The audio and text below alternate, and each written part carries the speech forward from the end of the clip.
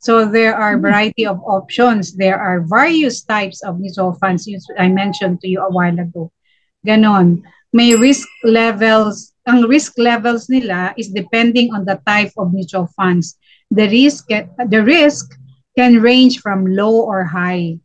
Kasi yung Okay. government bonds is a low risk, Mm-mm. while moderate is moderate. The word moderate is balance. Mm.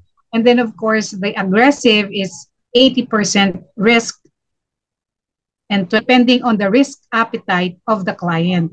We also have Ah. to, yes, we also have to check the risk appetite of the client. Ganon. Mm.